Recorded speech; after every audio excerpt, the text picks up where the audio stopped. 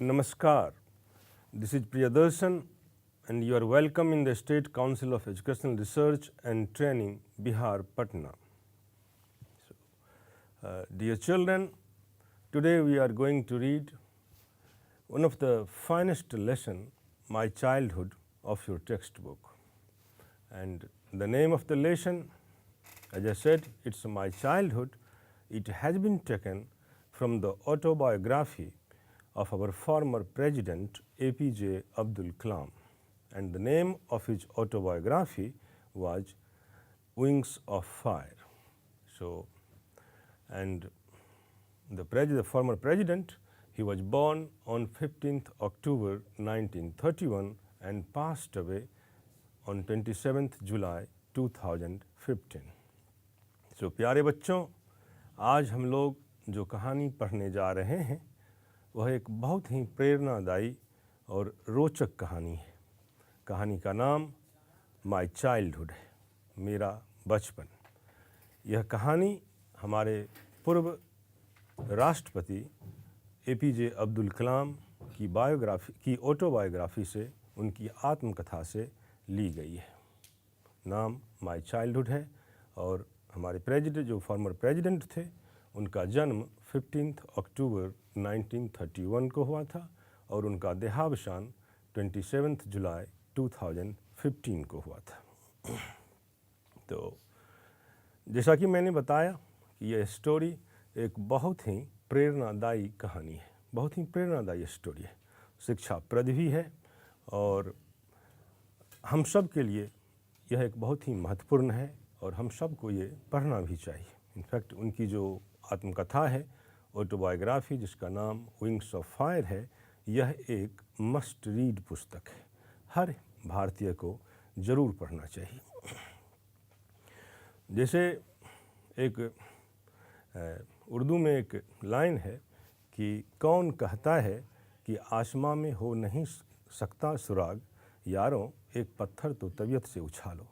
तो कहानी का जो पूरा मर्म है इसी पर बेस्ड है, आप इसे ऐसा समझ सकते हैं। From rag to riches, the kind of childhood our former president he was having, I think it was abysmally, or you can say a very impoverished childhood he was having. He had to struggle a lot. बहुत ज़्यादा उनको जीवन में संघर्ष करना पड़ा। उन्हीं संघर्षों की ये गाथा है। तो कहाँ से कहाँ, अर्थ से लेकर फर्श तक हमारे राष्ट्रपति की जो सफ़र है वो बहुत ही रोचक है, प्रेरणादायी है। आइए हम सब इस कहानी को पढ़ते हैं। The first paragraph begins like this: I was born into a middle-class Tamil family in the island town of Rameswaram in the erstwhile Madras state. Erstwhile Madras state क्योंकि वह अंग्रेज़ों का ज़माना था, हिंदुस्तान गुलाम था और मद्रास जो था अंग्रेज़ों के अधीन था। एक erstwhile तो पूर्व में यह अंग्रेज़ों के अधीन का राज्य था। तो हमारे पूर्व राष्ट्रपति का जन्म मद्रास के रामेश्वरम नाम के छोटे से शहर में उनका जन्म हुआ था। आइलैंड टाउन एक टापू है, of Rameswaram in the erstwhile Madras state, और एक मिडिल क्लास तमिलियन परिवार में इनका जन्म हुआ था। माय फादर जैनुल आबदीन, इनके पिता जिनका नाम जैनुल आबदीन है, had neither much formal education nor much wealth. नहीं तो उनके पिताजी भी कोई बहुत शिक्षित नहीं थे, यहाँ तक कि फॉर्मल शिक्षा भी उन्होंने प्राप्त नहीं किया था। नॉर मच वेल्थ, और न ही उनके पास कोई अधिक धन संपदा थी। शिक्षा भी नहीं थी, दौलत भी नहीं था। डिस्पाइट दीज डिसएडवांटेजेस, इन कमियों के बावजूद, ही पजेस्ड ग्रेट इन्नेट विजडम। ये जो इन्नेट है, इसको अगर देखें तो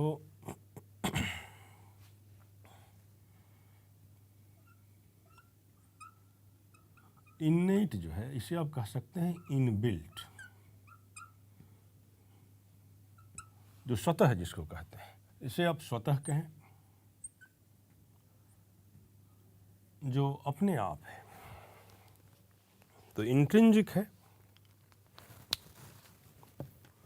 इंट्रिंसिक है। So, my father, Zainul Abidin, had neither much formal education nor much wealth. नहीं तो उनके पास कोई शिक्षा थी और नहीं धन था। Despite these disadvantages, इन कमियों के बावजूद, he possessed great innate wisdom and a true generosity of spirit. इन कमियों के बावजूद, शिक्षा और दौलत की कमियों के बावजूद उनमें बहुत ही ज़्यादा बुद्धिमता थी, इनेट विजडम था और बहुत ही उदार हृदय के व्यक्ति थे। He had an ideal helpmate in my mother. He had an ideal helpmate in my mother. और उनकी जो धर्म पत्नी थी वह हेल्पमेट कहें बहुत ज़्यादा मददगार थी, जिनका नाम आसियम्मा था। I do not recall the exact number of people she fed every day. मुझे पूरी तरह से तो याद नहीं, जैसा कि राष्ट्रपति कहते हैं बच्चों कि मुझे पूरी तरह से ठीक ठीक याद नहीं कि वो घर में रोज़ कितने लोगों को खाना खिलाती थी। But I am quite certain that far more outsiders ate with us than all the members of our own family put together. लेकिन कलाम कहते हैं कि मुझे इतना यकीन है कि हम घर में जितने भी लोग थे कहीं उससे ज़्यादा लोग बाहर के होते थे और वो हमारे यहाँ खाना खाते थे। So this is how, my dear children, the former president, he describes about his own childhood. जिस प्यारे बच्चों, राष्ट्रपति इस तरह से अपने बचपन के दिनों का वर्णन करते हैं। वो कहते हैं, he mentions the name of his father, Zainul Abidin, his mother, Asiyamma, and he describes in fact the economic condition and educational condition of his father. He says that his father was neither educated nor wealthy. नहीं तो शिक्षित थे और नहीं वो अमीर थे. But at the same time he says that his father was having innate wisdom. So he was very rich in wisdom. बुद्धिमता में बहुत धनी थे. हो सकता है दौलत नहीं हो, शिक्षा नहीं हो, लेकिन बहुत ही ज़्यादा बुद्धिमान व्यक्ति हैं. तो बच्चों इस बात को समझना बहुत ज़रूरी है. बुद्धिमान होना एक अलग बात है. एंड राष्ट्रपति जो कह रहे हैं कि he was having innate wisdom, inbuilt wisdom, it might be a god gift. यह ईश्वर प्रदत्त भी हो सकता है. Thereafter he talks about his mother Asiamma. उसके बाद वो अपनी माँ आसियम्मा के बारे में बात करते हैं और वो कहते हैं कि शी वॉज द हेल्पमेट. वो उनकी पिता के लिए बहुत ही मददगार साबित होती थी. और ये भी हमारे पूर्व राष्ट्रपति कहते हैं कि उनकी जो माँ है, उनके घर में जितने भी लोग हैं, कहीं उनसे ज़्यादा संख्या में बाहर के लोगों को खाना खिलाती है. सो this is how the former president ABJ Abdul Kalam, he describes his own childhood so beautifully. So let us see in the next paragraph what is for us. I was one of many children. कई बच्चों में से मैं भी एक था. A short boy, एक छोटा सा लड़का, with rather undistinguished looks. और देखने में भी कुछ खास नहीं. Undistinguished looks, कुछ खास नहीं. Born to tall and handsome parents. लेकिन मेरी अम्मी जान, मेरे अब्बू जान या मेरे माता पिता बहुत खूबसूरत थे, लंबे भी थे. लेकिन मैं एक छोटा सा लड़का, सामान्य लुक का, सामान्य रूप का था. We lived in our ancestral house. और हम सब अपने पूर्वज के मकान में, पूर्वज के घर में रहते थे. एंसेस्ट्रल हाउस जो पूर्वजों द्वारा बनाया गया था. अभिषेक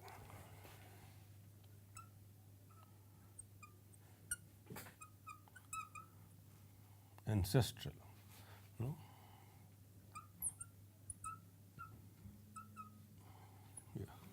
so ancestor से बना है word. So we lived in our ancestral house which was built in the middle of the 19th century. जो 19th century के 19वीं शताब्दी के मध्य में बना हुआ घर था. It was a fairly large पक्का हाउस, कुल मिलाकर यह एक पक्का घर था, बड़ा सा घर था, made of limestone and brick. उस ज़माने में जिन चीज़ों का इस्तेमाल होता था, ईंटें इस्तेमाल थी और लाइमस्टोन चूना और ईंटों से बना हुआ वह मकान था। On the mosque street in Rameswaram, mosque वाली स्ट्रीट में, मस्जिद वाली स्ट्रीट में, रामेश्वरम में। तो इस तरह से कलाम साहब अपने घर के बारे में बताते हैं।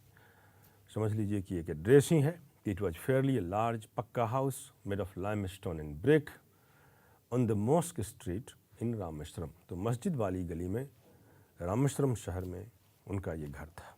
माई ऑस्टियर फादर, जो बिल्कुल साधारण सी ज़िंदगी जीते हों, उसे ऑस्टियर कहते हैं, कि कोई लाम काफ नहीं, कोई दिखावा नहीं, बिल्कुल सामान्य सी ज़िंदगी, सिंपल लाइफ। तो my austere father used to avoid all inessential comforts and luxuries. इनके पिता जो थे वो जो भी अनिवार्य नहीं था, आराम की वस्तु या विलासता की वस्तु, उन सब को अवॉइड करते थे, उन सब से वो दूर रहते थे और साधारण ज़िंदगी गुजारते थे।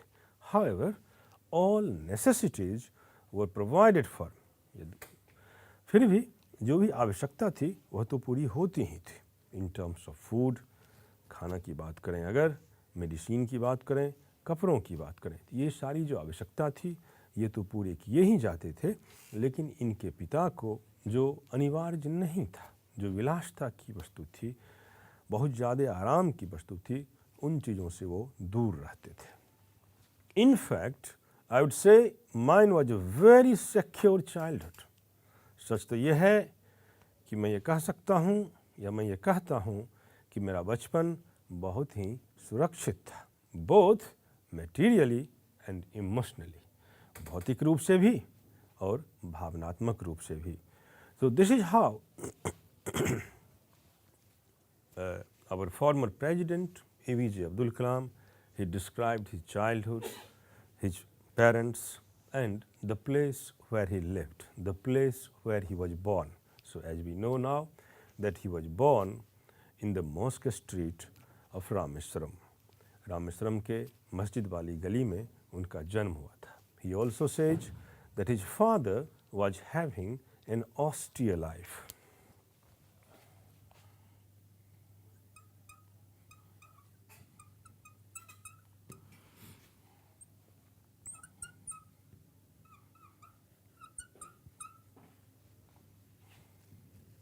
Simple.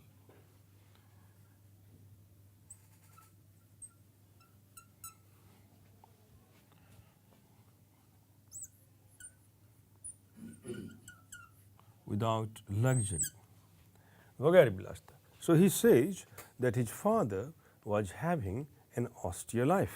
वो कहते हैं कि उनके पिता बिल्कुल सामान्य ज़िंदगी जीते थे और उसमें वो विश्वास करते थे. It doesn't mean that he was not capable of fulfilling the essential needs of life. इसका मतलब ये नहीं है कि जो ज़रूरत की चीज़ें हैं उससे वो पूरा नहीं करते थे, उससे वो ज़रूर पूरा करते थे. जैसे जहाँ तक खाने की बात हो, कपड़ों की बात हो, घर की बात हो, ये सारे चीज़ ज़रूर पूरे किया जाते थे. So this is how what we find a glimpse of his family in these two paragraphs which we have just read.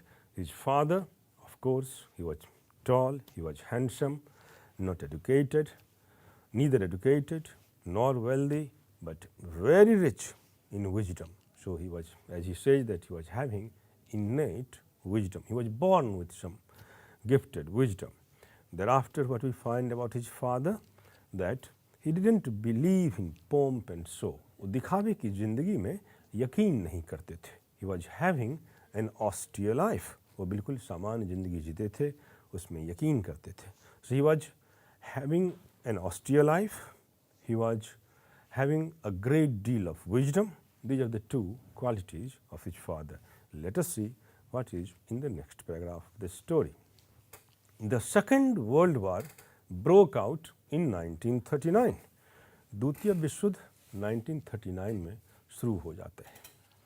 When I was 8 years old, तो हमारे पूर्व राष्ट्रपति कहते हैं कि उनकी उम्र उस वक्त तकरीबन 8 साल का था. For reasons I have never been able to understand a sudden demand of tamarind seeds erupted in the market. Tamarind seeds वगैरह की जो मार्केट में अचानक उसमें आवश्यकता महसूस होने लगी, उसकी मांग बढ़ गई, ये इस नन्हे से बच्चे को समझ में नहीं आ रही थी, वो सिर्फ क्योंकि 8 साल के ही थे. I used to collect the seeds and sell them to a provision shop on Mosque Street. उन सीड्स को, उन बीजों को वो इकट्ठा करते, संग्रह करते और मॉस्क स्ट्रीट में जाकर बेच देते. A day's collection would fetch me the princely sum of one anna, या आना जिसे कहते हैं. तो पुराने ज़माने में इस करेंसी का इस्तेमाल होता था, आना में लोग बात करते थे. तो a day's collection would fetch me the princely sum of one anna. अगर पूरे दिन जब उन सीड्स को वो संग्रह करते, इकट्ठा करते और शाम को जब वो मॉस्क स्ट्रीट में उसे बेचने को जाते तो उनको उसके बदले में 1 आना मिलता, जो वो कह रहे हैं कि बहुत बेहतरीन रकम था, बहुत अच्छा रकम था, जिसको प्रिंसली सम कह रहे हैं. My brother-in-law Jalaluddin would tell me stories about the war which I would later attempt to trace in the headlines in the Dinamani. My brother-in-law, इनके जो ब्रदर इन लॉ थे जलालुद्दीन, वो इन कहानियों के बारे में, वर्ल्ड वार की कहानियों के बारे में इनको सुनाया करते थे और बाद में चलकर पूर्व राष्ट्रपति ने इस कहानी को इनफैक्ट दीनामणि नामक अखबारों में पढ़ा, देखा और समझा. आवर एरिया बीइंग आइसोलेटेड, ये जिस इलाके में रहते थे, ये पूरी कहानी बचपन के दिनों की है बच्चों. तो ये जिस इलाके में रहते थे वो बिल्कुल कटा छटा इलाका था, आइसोलेटेड था. आइसोलेशन का मतलब यहाँ है it was not connected with some big towns, no. So they were completely not aware what is happening in the outside world. बाहरी दुनिया में क्या हो रहा है, इन चीज़ों का इन्हें कोई खबर नहीं था. So was completely unaffected by the war, क्योंकि पूरी तरह से अलग थलग यह इलाका था, इनका इलाका कटा हुआ था. तो बाहर में क्या हो रहा है उससे ये बिल्कुल प्रभावित नहीं थे, इन्हें कोई जानकारी नहीं, कोई मालूमात नहीं. But soon India was forced to join the allied forces and something like a state of emergency was declared. लेकिन ये कहते हैं कि बहुत जल्दी ही इंडिया को फोर्स किया गया, ज़बरदस्ती इसे युद्ध में झोंका गया और ये एलाइड फोर्सेस का हिस्सा हो गई. अब एलाइड फोर्सेस, क्योंकि वर्ल्ड वार में बच्चों 2 ग्रुप्स थे ना, axis forces and allied forces. तो एलाइड फोर्सेस में जैसे फ्रांस, उसके बाद इंग्लैंड, फिर यूएसए, ये सारे एलाइड फोर्सेस में थे, यूएसएसआर वगैरह. और बाकी के जो देश थे, जर्मनी थे, इटली, जर्मनी, जापान, ये सब एक्सिस फोर्सेस में थे. तो हिंदुस्तान को युद्ध में ज़बरदस्ती झोंका गया और यह एलाइड फोर्सेस का हिस्सा बन गया. So this is how the president is telling about his own childhood and whatever was happening in that time, he is also mentioning those things. As he says, जैसा कि ये बताते हैं कि युद्ध के बारे में इनको कुछ खास जानकारी नहीं थी, क्योंकि एक तो यह महज 8 साल के बच्चे थे और रामेश्वरम शहर जो है, जिसे ये कहते हैं कि वह बिल्कुल अलग थलग था, बिल्कुल कटा हुआ इलाका था, तो आम दुनिया से वह कनेक्टेड नहीं था. तो ये कहते हैं कि इनका एक जो इनके ब्रदर इन लॉ थे, वो इनको युद्ध के बारे में बताते थे. और बाद में दीनामणि करके एक मैगजीन आती थी, एक न्यूज़पेपर था, जिसमें जब हेडलाइन वगैरह पढ़कर इनको कुछ जानकारियाँ मिलती थी. सो this is how he tells us in this part of the story. Let us see the next. The first casualty came in the form of the suspension of the train halt at Rameshwaram station. तो जो पहली casualty थी, युद्ध का जो पहला असर था, वह यह था कि जो रामेश्वरम स्टेशन पर जो गाड़ियाँ रुकती थी, जो ट्रेन्स रुकते थे, अब नहीं रुकते हैं, वो सस्पेंड कर दिए गए हैं. The newspapers now had to be bundled and thrown out from the moving train on the Rameshwaram road between Rameshwaram and Dhanuskodi. क्योंकि अब ट्रेन वहाँ रुकती नहीं, तो होता ये था कि चलती हुई ट्रेन से न्यूज़पेपर का बंडल रामेश्वरम और धानुषकोटी के बीच चलती हुई ट्रेन से उस बंडल को फेंक दिया जाता था. That forced my cousin Shamsuddin, who distributed newspapers in Rameshwaram, to look for a helping hand to catch the bundles, and as if naturally I filled the slot. तो यहाँ ये कह रहे हैं कि that forced my cousin, अब इनके जो कजन हैं, इनके जो चचेरे भाई हैं Shamsuddin, who distributed newspapers in Rameswaram, जो रामेश्वरम में अखबार बांटने का काम करते थे, अखबार बेचने का काम करते थे, तो उनको एक हेल्पिंग हैंड की आवश्यकता पड़ी. एक मदद करने वाला एक आदमी, कोई एक बच्चा या कोई एक लोग जो अखबार के बंडल को कैच कर ले. As if naturally I filled the slot, और मैं तो प्राकृतिक रूप से वहाँ उस स्लॉट को पूरा करता था. तो इस कहने का मतलब ये है कि उनके कज़न ने उनको उस जगह पर रख ली जो न्यूज़पेपर को कैच करने वाले थे. Shamsuddin helped me earn my first wages. Shamsuddin ने पहली दफ़ा मुझे मदद किया, मैं अपनी पहली वेज, या जो जब कोई आदमी काम करता है उसके बदले जो उसको पैसे मिलते हैं, तो वह वेज, उसे हम वेज कहते हैं. तो शमसुद्दीन जो इनका चचेरा भाई है, ये वो इनको हेल्प करता है, और पहली दफ़ा ये अपना मतलब जो कुछ भी कमाते हैं ये पहली दफ़ा कमाते हैं, तो इनकी ये पहली कमाई है. हाफ ए सेंचुरी लेटर, तकरीबन आधी शताब्दी बाद, मतलब 50 साल बाद, I can still feel the surge of pride in earning my own money for the first time. 50 साल के बाद जब ये बड़े हो जाते हैं काफ़ी, तो लेकिन ये कहते हैं कलाम साहब कि 50 साल के बाद भी मेरी जो पहली कमाई है उस पर मुझे अभी भी बहुत ज़्यादा गर्व है. So this is how the president tells us about the impact of war. The first impact which he says that earlier the train used to halt at Rameshwaram. पहले रामेश्वरम में गाड़ियाँ रुकती थी, अब नहीं रुकती है because of the war. So the problem what happened particularly for the boy Kalam, that now the train doesn't stop there. अब गाड़ी या ट्रेन वहाँ रुकती नहीं. So the newspapers are just thrown from the running train, from the moving train. तो अखबार जो है वो चलती हुई ट्रेन से अब फेंके जाते हैं. And in that course there was the requirement of one person, because his cousin Shamsuddin, he used to sell newspapers in Rameshwaram. Rameswaram में अखबार बेचते थे, और उनको एक लड़की की आवश्यकता थी जो चलती हुई ट्रेन से जो अखबार फेंके जा रहे हैं उसे कैच करे. And on that spot Kalam, the boy Kalam was selected. और जो हमारे फॉर्मर या पूर्व राष्ट्रपति हैं उनको चुन लिया जाता है वहाँ, क्योंकि उनका कज़न उनको चुनता है, और वो अखबार कैच करने के लिए रख लिए जाते हैं.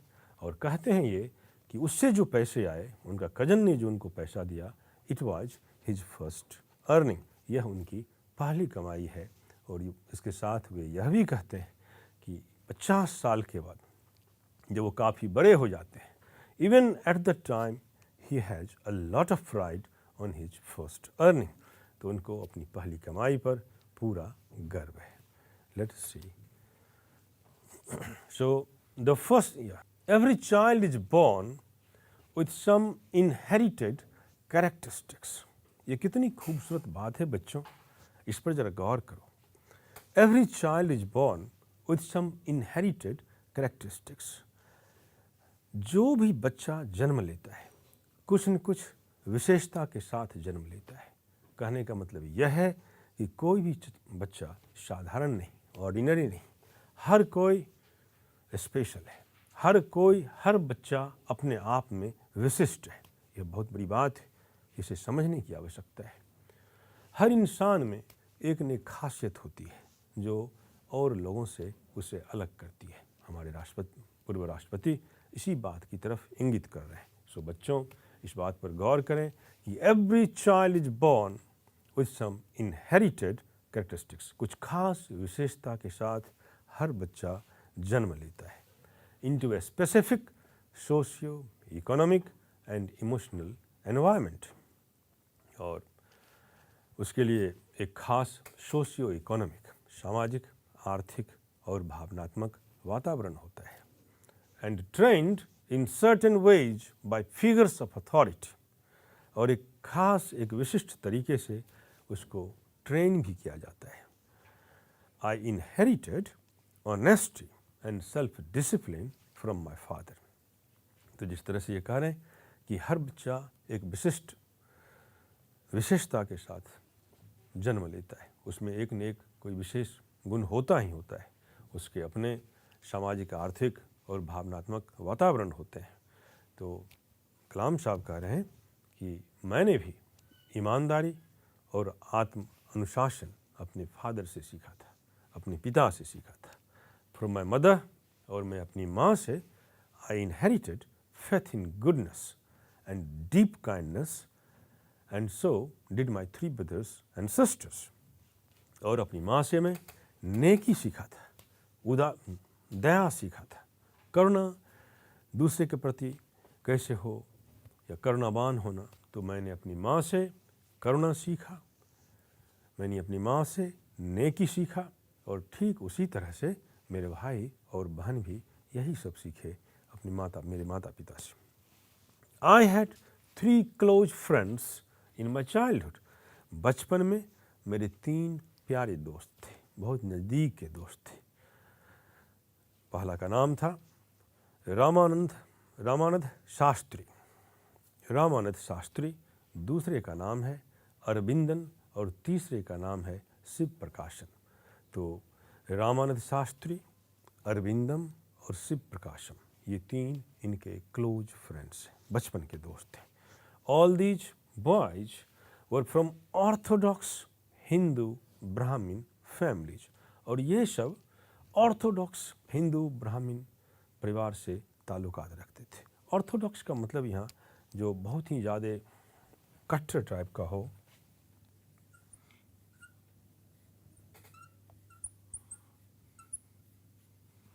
ऑर्थोडॉक्स,